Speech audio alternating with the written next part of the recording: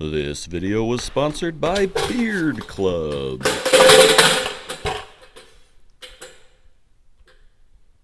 I forgot there was 2 stools there. Hey, what's up? In this video, I'm gonna show you how to make a cutting board. Now, hold your horses, calm down. I know what you're thinking. A cutting board video? How boring.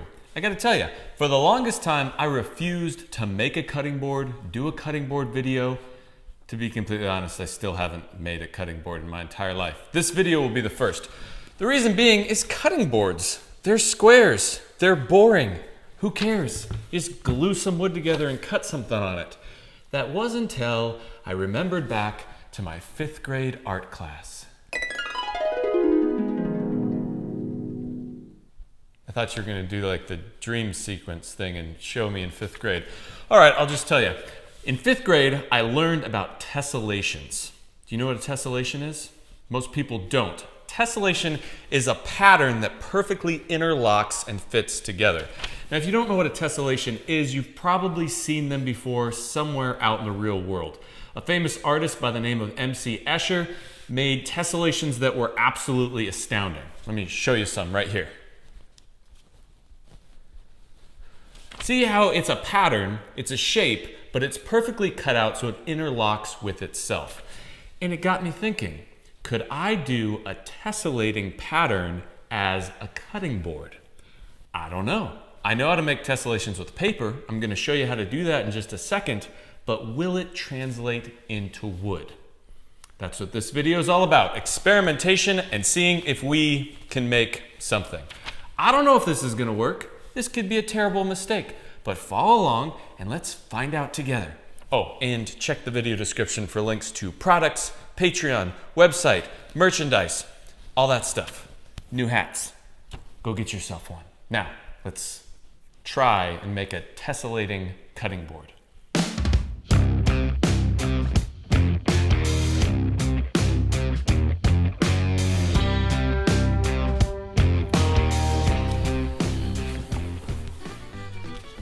All right, so a tessellating pattern is a pattern that perfectly fits together. The simplest tessellating pattern is squares. You can nestle squares amongst each other so that it perfectly fits like a checkerboard or a tile floor, something like that, as you can see. But we want to do a more complicated tessellating pattern. So if you take a simple square like this, and you alter one side of it, okay? We cut out a crazy shape, completely random, and we cut that off of one side, okay? Now you have this shape that perfectly fits in there because we just cut it out. But if you take this shape and you put it on the other side like that, keep it on, that, then that will perfectly fit in that side. But you can take it a step further and you could cut something off of the bottom of this too.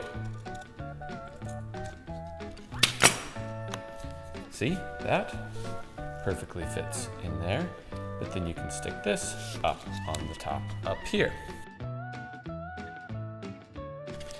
Now you have this crazy complex shape that is a tessellation, which means that if we put it down on our paper like this and we trace it out, tessellation.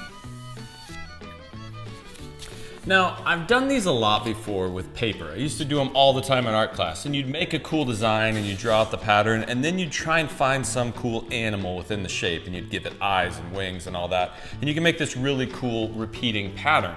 But I've never done it out of wood. I've seen tessellations done out of wood before, but they're always done with a CNC because you can get everything perfect and exact so that it nestles into itself. What I want to know is, can we do a tessellating pattern for a cutting board without a CNC, entirely by hand, just with hand power tools, no computers?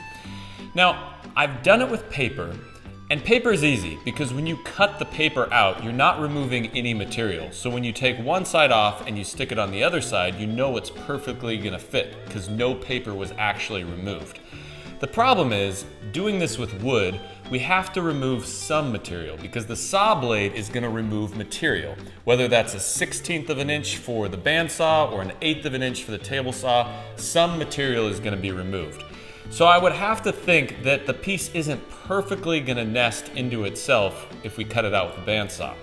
Now, the way to get around this, obviously, is to use a CNC machine and you set your offsets on one side and the other so you know that you account for that loss. But I don't want to do it with a CNC. So I think the best bet is to just go for it with the bandsaw. That's the thinnest kerf blade that I have, and hope that it fits together okay. I do have one solution if it doesn't fit together great, but I'll get to that if we need it. So here we go. Having no clue whether or not this is even going to work, I started drawing out some different shapes and trying to come up with a cool tessellating pattern. Now I decided to start simple because this is the first time I'm ever doing this and I don't want to go too crazy. So I drew a simple arc on one side, cut that piece out, and then I used that piece to trace basically the same arc on the other side. Then I cut that piece out as well, and doing the same thing I just showed you with that crazy shape, I transitioned each one of those pieces to the opposite side. Now this should create a perfectly tessellating shape that will look somewhat like a scallop or a fish scale, like that. Then to make sure it was a pattern that I actually liked, I traced out my little paper template to kind of get an idea of what it would look like. And it looked something like this. Dragon scales, or fish scales, or whatever you want to call this shape, perfectly nesting into one another.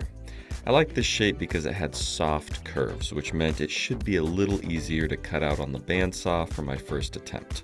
Now that I had the shape the way I wanted it on a piece of paper, I just need to duplicate that shape onto a piece of 1/4-inch plywood. So after drawing out my lines, I took it over to the bandsaw and using a small 1/8-inch blade, I cut out the shapes as smooth as I possibly could because this is going to be our final template. Then I switched those pieces around to the other side and I used some CA glue to glue them firmly in place.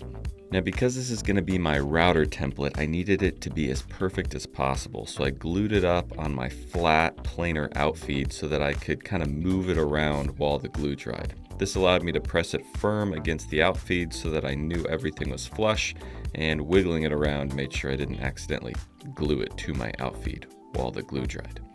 And there you go, the starts of my router template. Next, I took this little template and I traced out a couple shapes on some more scrap 1/4-inch plywood. Then after rough cutting those pieces out on the bandsaw, I stuck my original template to my new shapes with some double-sided tape and I took them over to the router table. Now, I will admit, this is a pretty small piece to be running through the router table by hand, but I was able to hold it down pretty firm and I felt pretty comfortable with it. Here's a little foreshadowing for you. This is going to come back to bite me in the butt later. But for the meantime, I was able to cut out a bunch of shapes of scrap 1/4-inch plywood, and what do you know? They all fit together exactly like they should. So we're off to a good start. Now that I did some test pieces out of 1/4-inch ply, it's time to actually cut them out of real wood. Now to glue up my cutting board, I decided to use 3 different varieties of wood. Hard maple, black walnut, and babinga to add a little pop of red. So after milling up all my boards, I glued them up into some long chunks. I did this because I want the cutting board to be all end grain, because that's a lot more work. So why not? I mean, it is just a cutting board after all. How long could it really take? The next day, my glue was dry, so I pulled all of my blanks out of clamps and I set to cleaning them up a little bit. I started out by running each piece on 2 sides through my joiner to get a nice flat square edge, and then I finished them off on the alternate sides through my planer until they were all exactly the same size. Next, I took them over to my chop saw and I set up this little jig so that I could make repeated cuts and get unified little slices of end grain off of each color. I started out doing a bunch of the black walnut until I got those all sliced up. Then I switched to the maple and I finished things off with that nice red Bubinga. Now I had a bunch of uniform slices of end grain, so all I really need to do is take my plywood templates and cut out all my shapes. That should be real simple. If only. Remember that foreshadowing comment? Using double-sided tape, I stuck my template to the top of a piece. First, I rough cut out the shape over on the bandsaw to remove material, and then I went straight over to the router table to start cutting. And this is what happened. Yeah, I'll show you that in slow motion. I almost took off my flippin' finger. See how it just tries to eat my hand alive? Perhaps these pieces are a little too small to send through the router table, just holding them. Not to fear, I pulled out my handy dandy Rockler coping sled and I clamped the piece firmly in place. But with the added height of the coping sled, now my bit wasn't tall enough for that bearing to reach the template, so that wasn't gonna work. So I tried the old screw clamp trick. But because of the roundness of the shape, it was hard to clamp it securely, and eventually the vibration just wiggled it loose. Well, my worst fear has been realized. Now, when I made these this small, they were already kind of at the limit of what I'm comfortable running through by hand in the router table. Actually, probably a little too small. But it worked with the plywood templates, and I was hoping I could really hold on to this thing. The issue is, normally you don't run wood oriented straight up through the router table. You run it through oriented the other way, horizontal. So I didn't know exactly what the router blade was gonna do to this wood. Now, I was able to do one with the walnut, no problem.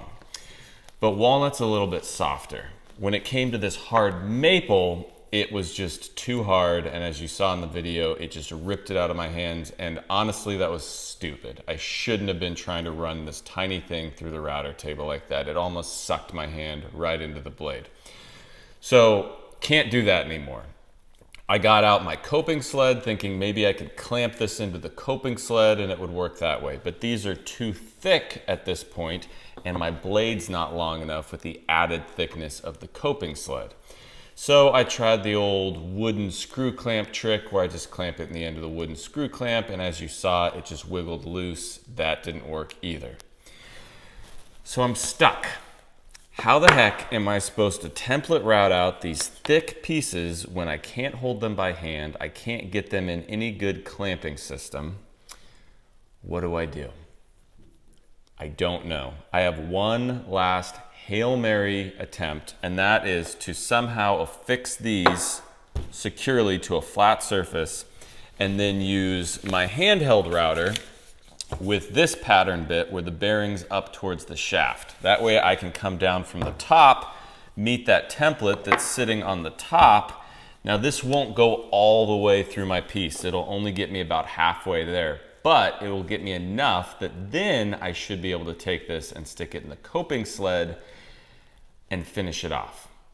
Now that stinks because it means I'm gonna have to route every single one of these twice, which this was already gonna take a really long time, and I don't even know if this is gonna work. But I'm all about trying to make this thing happen one way or another. So I'm gonna somehow attach this down, try and do it by hand with this beefy router, and see where that gets me. Wish me luck. Well, hello there. This video is proudly sponsored by Beard Club.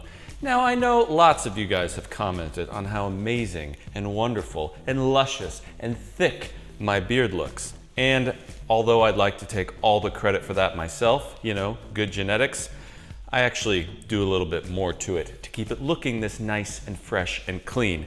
And that's where Beard Club comes in. They have all the products you need to grow and maintain a nice, thick looking beard. Products like their beard and scruff cream.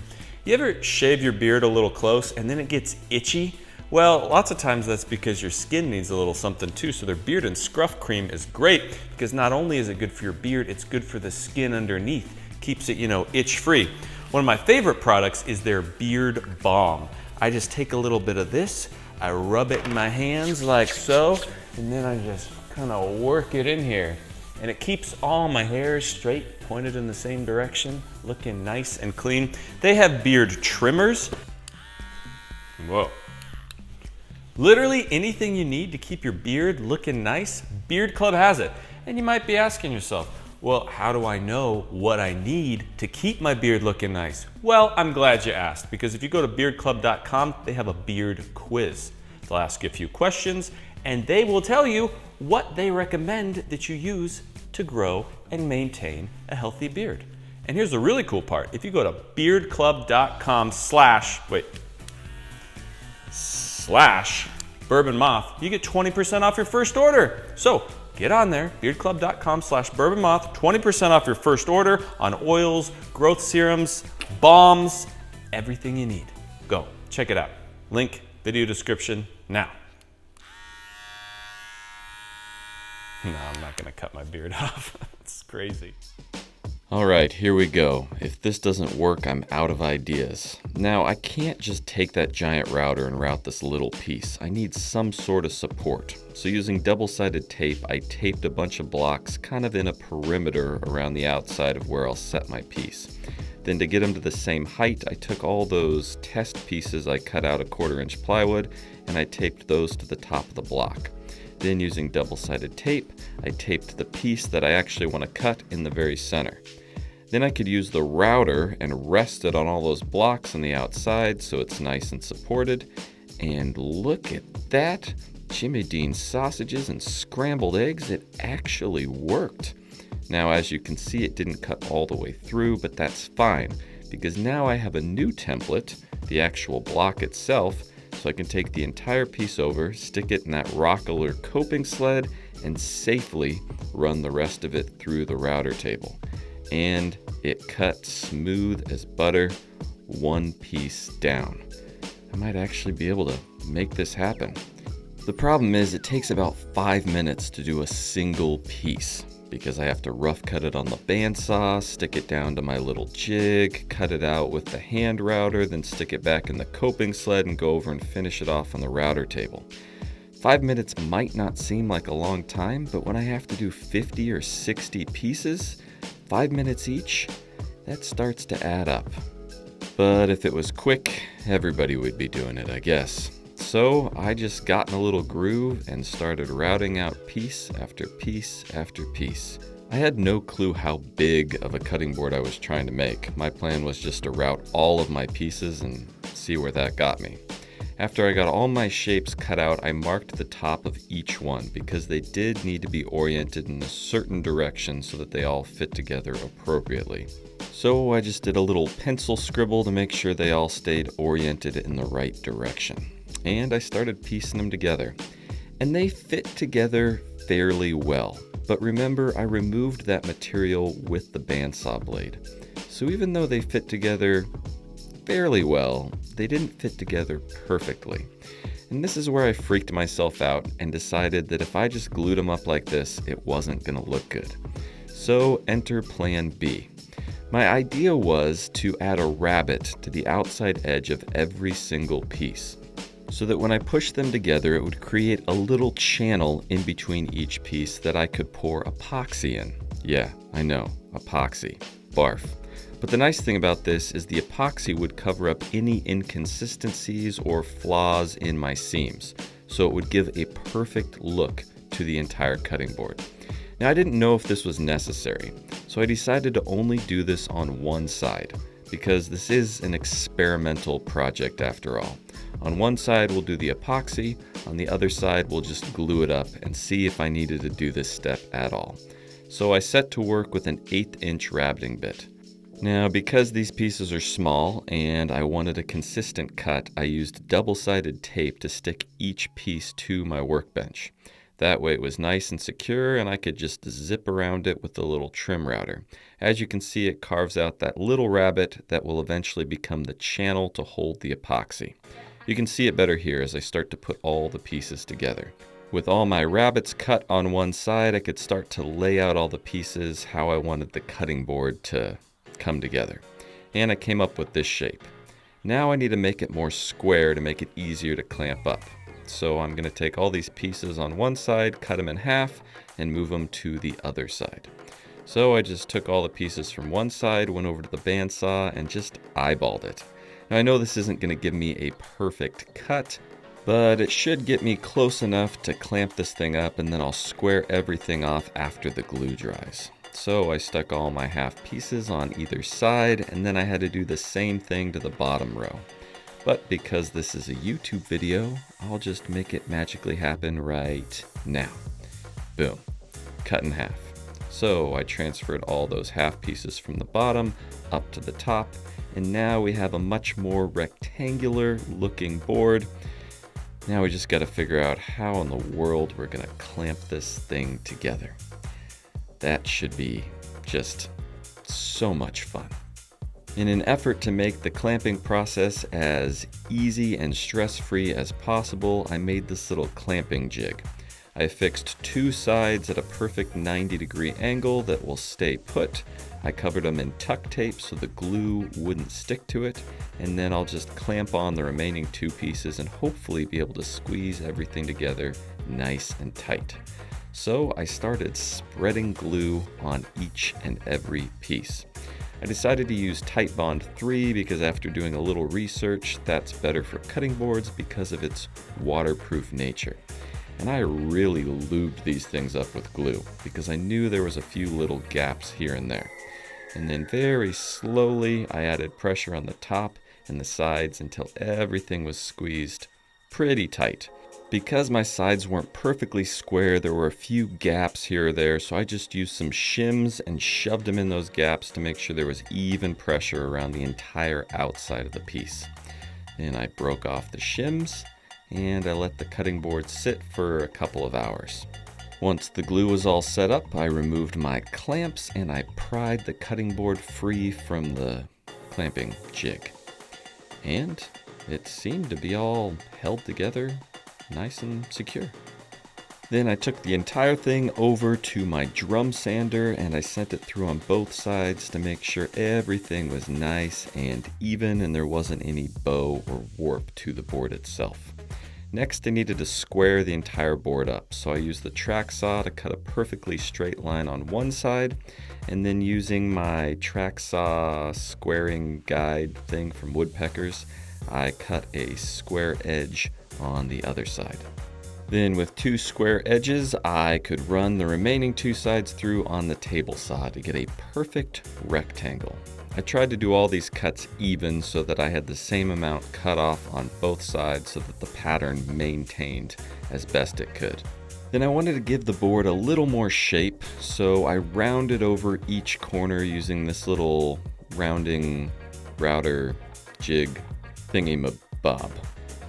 Now, I thought it might look funny if the epoxy just stopped abruptly on the border of each one of those shapes. So my solution was to do a rabbet around the entire outside of the board, and this would create kind of an epoxy border around the entire thing. So after cutting the rabbet, I cleaned up that edge just with a little bit of sandpaper, and I was ready to prep this thing for my epoxy pour. I just decided to use some more tuck tape to create a dam around the outside of the entire board.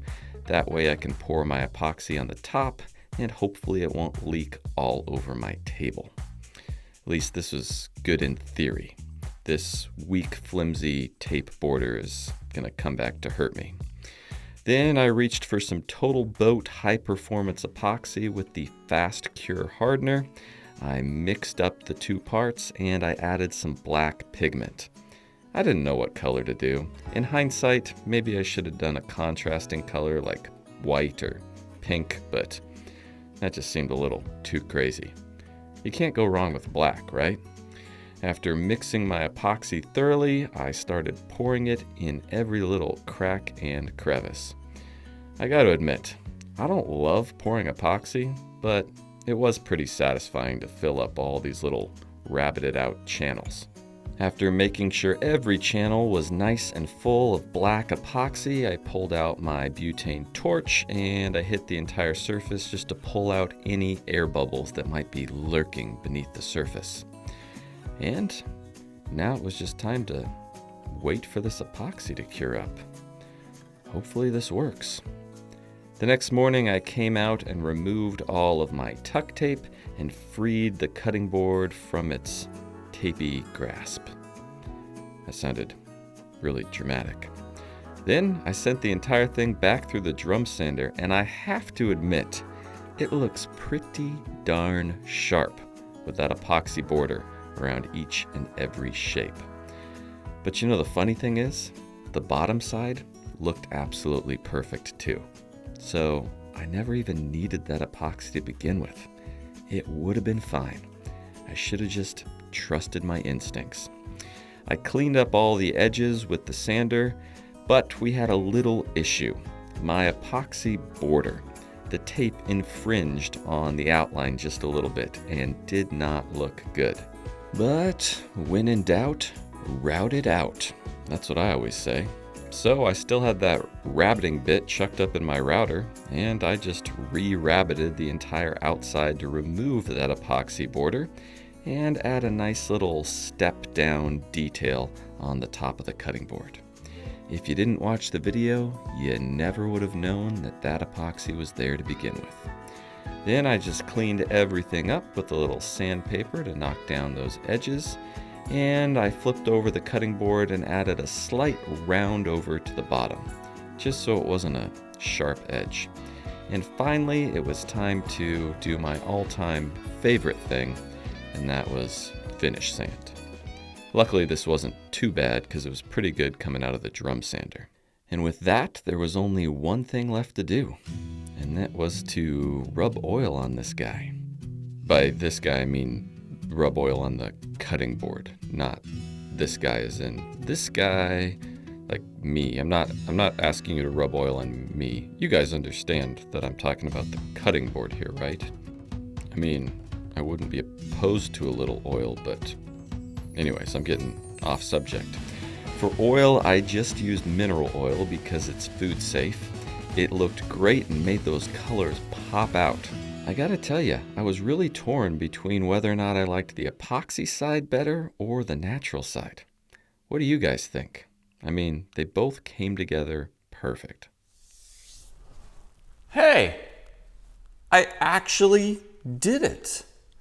I know that was a crazy process to get to one single cutting board, but it was just an idea and an experimentation to see if we could make it happen, and I did it. The cool thing is, now that I did kind of this simpler tessellation, I could do this same process with like a pretty crazy tessellation, now that I know I can do it. The one thing I might change is just to thin down the cutting board a little bit so I could do it all on the coping sled and not have to do the 2 steps of routing, because that would have saved a lot of time. And the epoxy actually turned out pretty cool. But in the end, I really didn't need it because it glued up great, even with cutting it on the bandsaw. So it just goes to show you can make a tessellating cutting board without a CNC completely by hand, and you know, it doesn't look half bad. So hopefully you enjoyed this video. Make sure you check out the link in the video description for all the tools and products that I use to make this thing. There's also a link down there to our Patreon account. If you're interested in that, you get behind the scenes footage and live question and answer every Monday morning. You get coupon codes to the website. You're the first people that get to watch the videos ad-free. You know about new merchandise before it hits the website, all that stuff. So anyways, check that out. I'm gonna go chop up some vegetables and really scratch this thing up.